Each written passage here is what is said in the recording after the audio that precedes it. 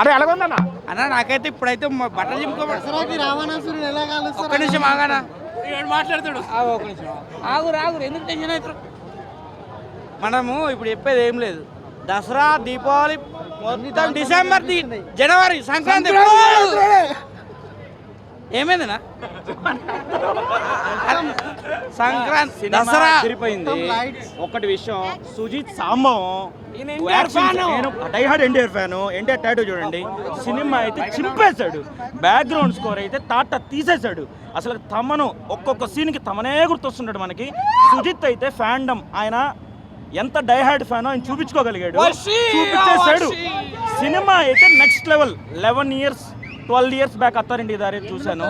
దాని తర్వాత పవన్ కళ్యాణ్ థియేటర్లో చూడగలిగే సినిమా ఇది. ఇంకేం సినిమా కాదు ఇది. ఓజీ అంటే ఇది real OG, original gangster of Telugu industry has come here. Cinema అయితే అద్దరిపోయింది. ఫైట్లు కానివ్వండి, బ్యాక్గ్రౌండ్ స్కోర్ కానివ్వండి, విఎఫ్ఎక్స్ కానివ్వండి, యాక్షన్ సీన్స్ కానివ్వండి, అసలుకి ఏం లేదండి.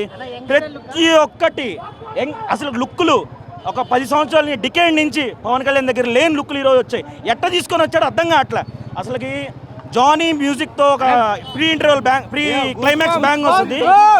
ఇచ్చేసాడు అసలు. డైలాగులు ప్రతి ఒక్క 10 నిమిషాలకు ఒక బ్లాస్టింగ్ డైలాగ్స్ ఉన్నాయి. నేను ఇప్పుడు చెప్పే సిచ్యువేషన్ నేను ముంబై వస్తున్నా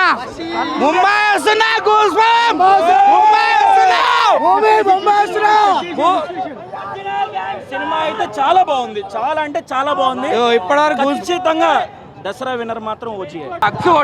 డ్రగ్స్ కొట్టకుండా కొట్టిన ఫీలింగ్ వస్తుంది లోపల. రాష్ట్రాలకి ఒకటే దేవుడు పవన్ కళ్యాణ్. రోడ్ల మీద పండేస్తాం. ఇది ఫ్యాన్స్ అంటే కల్ట్ ఫ్యాన్స్. ఇప్పుడు పండేస్తారు.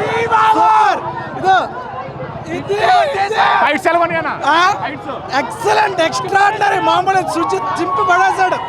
సూపర్ సాంగ్స్, ఇంకా ఎక్సలెంట్. బీజిఎం అయితే ఎక్స్ట్రాడినరీ. లెవెల్కి తీసిపోయింది. Power star. ఇప్పుడు చెప్పండి, కళ్యాణ్ బాబు కల్ట్ చూపించాం, హిట్ కొట్టేశాం.